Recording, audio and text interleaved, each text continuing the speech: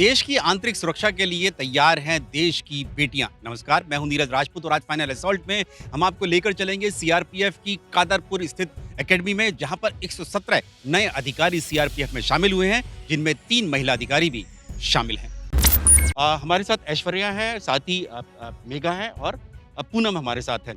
जैसे ही हमने कहा कि उनका नाम देखा, मेघा नायर, हमने कहा कि केरला से, तो उन्होंने कहा कि मैं अपने नाम का ये नायर हटा देती हूँ। तो ये देखिए, ये देश भावना होती है। ये अलग-अलग राज्यों से 21 राज्यों से 117 अधिकारी आए हैं, लेकिन सभी के मन में ये है कि सिर्फ़ और सिर्फ़ वो भारत की सेवा करने के लिए शामिल हुए हैं। भारतीय हैं, सबसे पहले भारतीय हैं और इसीलिए मेघा ने हमसे कहा कि मैं सिर्फ़ मेघा नाम से बुलाना, आप मुझे बुला सकते हैं। तो सबसे पहले ऐश्वर्या से बात करते हैं। ऐश्वर्या, सबसे पहले तो ये बताइए कि आप क्यों सीआरपीएफ में क्यों आप शामिल हुई? क्या आपके कोई फैमिली बैकग्राउंड में कोई आपके सर्विसेज़ में था जिसकी वज़ह से आपने चुना, या कोई और सोर्स ऑफ इंस्पिरेशन? मेरे सोर्स ऑफ इंस्पिरेशन मेरे पापा हैं, जो बॉर्डर रोड्स ऑर्गेनाइजेशन में सर्व किया है। बॉर्डर रोड्स या BRO। सो वर्दी के प्रति मेरा आई हैड अ लाइकिंग। तो उसके अलावा मुझे लगता है कि फोर्स ज्वाइन करना देश के लिए सबसे बड़ी सेवा हो सकती है। मेघा, आप बताइए, क्योंकि सीआरपीएफ में आपकी 1 साल की ट्रेनिंग भी हो गई है, क्योंकि सीआरपीएफ इंटरनल सिक्योरिटी के लिए लीड एजेंसी है, एक नोडल एजेंसी है, जिसकी ज़िम्मेदारी कश्मीर से लेकर नक्सलवाद और साथ ही इंटरनल सिक्योरिटी में जो कानून व्यवस्था सँभालने की है। तो आप किस तरह से सँभालने के लिए तैयार हैं अपनी ज़िम्मेदारी? हमारी ट्रेनिंग ने हमें पूरी तरह 1 साल फिजिकली मेंटली दोनों ही प्रिपेयर किया है इस रोल को लेने के लिए। बी इट कश्मीर की मिलिटेंसी या फिर नक्सलवाद में जाना हो या फिर कोई भी रायट्स हो, या उस सब के लिए हमारे को तैयार किया गया है।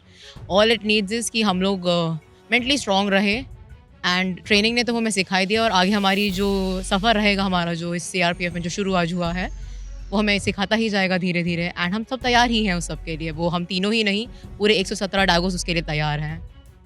पूनम भी हमारे साथ हैं, जो मेघा और ऐश्वर्या जो है केरल से पैतृक रूप से बिलोंग करती हैं। जो पूनम गुप्ता है वो मध्य प्रदेश से बिलोंग करती है।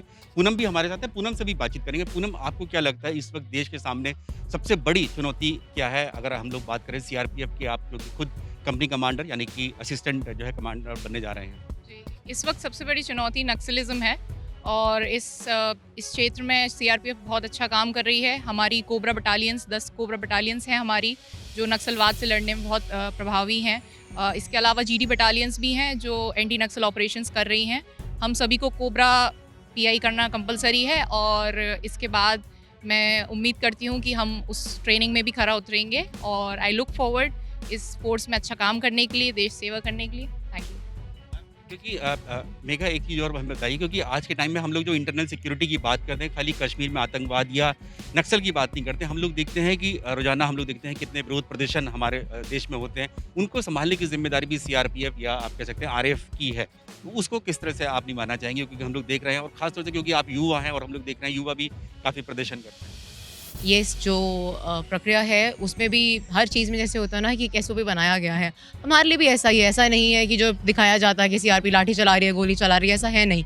हमें सिखाया गया, और यही होता है कि हम पहले समझाते हैं, सारी बातें होती हैं, हर स्टेप के बाद ही अगर ज़रूरत पड़े तभी आर्म्स उठाए जाते हैं। वो भी बहुत कम होता है, क्योंकि सीआरपीएफ जैसे आरएएफ है हमारे लिए, उनका तो काम ही है, उनके उस नीले रंग के यूनिफॉर्म से ही काफ़ी शांति का वातावरण ऑलरेडी आ ही जाता है।